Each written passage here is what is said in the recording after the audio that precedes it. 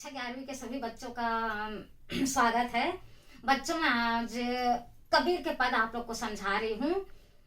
एक एक पंक्तियों की व्याख्या कर रही हूँ, बहुत ही सरल ढंग से ध्यान से देखिएगा। हम तो एक एक करी जानाम।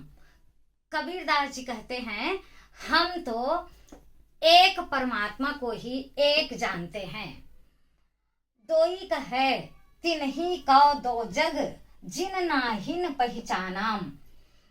संसार के वो लोग जो परम तत्व को दो भिन्न भिन्न रूपों में मानता है, जैसे जीव, ब्रह्म, आत्मा, परमात्मा, वास्तव में उन लोग उस परम ब्रह्म को नहीं पहचान पाते, उस भगवान को नहीं जान पाते।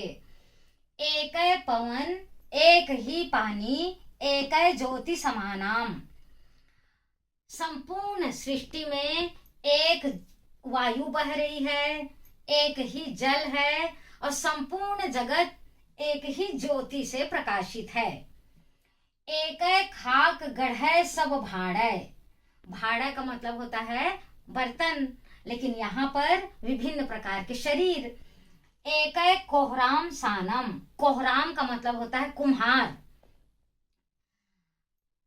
जिस प्रकार कुम्हार एक ही मिट्टी से विभिन्न प्रकार के बर्तनों का निर्माण करता है, विभिन्न प्रकार की वस्तुएं, दिए, गमले, खिलौने आदि का निर्माण करता है, उसी प्रकार परमात्मा ने पंच तत्व रूपी मिट्टी से विभिन्न प्रकार के शरीर का निर्माण किया है।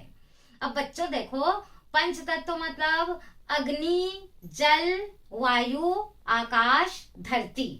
जितने भी शरीर आप इस पृथ्वी में देखते हैं, कीड़े का, मक्खी का, मच्छर, बंदर, भालू, जितने भी शरीरधारी देखते हो आप, पंच तत्व का ही बना हुआ है। जैसे बाढ़ी काष्ठ ही काटे, अग्नि न काटे कोई।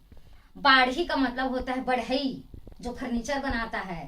काष्ठ का मतलब होता है लकड़ी।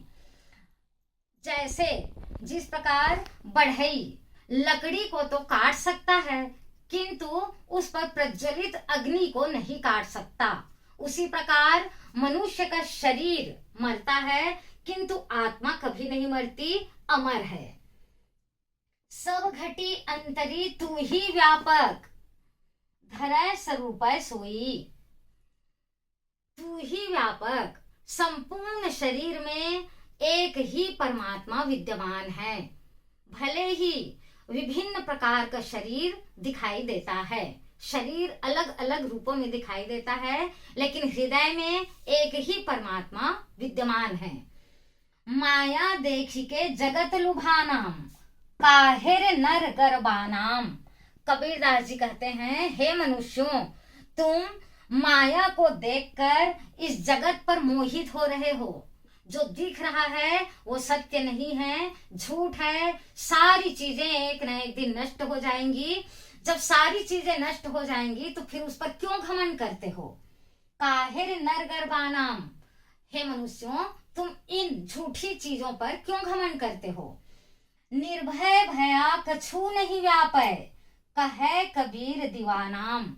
ईश्वर प्रेम में दीवाने कबीरदास जी कहते हैं, जो मनुष्य आत्म तत्व को जान लेता है वह निर्भय हो जाता है और उसे सुख दुख आदि व्याप्त नहीं होते, उसका जीवन आनंदमय बन जाता है। बहुत सुंदर ज्ञान भरी कविता है, पद है बच्चों। इतने अच्छे ढंग से कबीरदास जी ने समझाया है, इसीलिए कबीरदास जी को समाज सुधारक कवि की उपाधि मिली है। देखिए बच्चों, आपको हिंदी व्याकरण की छोटी छोटी जानकारियां चाहिए और अपने सिलेबस की जानकारी चाहिए, तो मेरे चैनल को अवश्य सब्सक्राइब करें, अपने दोस्तों को शेयर करें और कोई भी आपको डाउट हो तो कमेंट्स जरूर करें। धन्यवाद।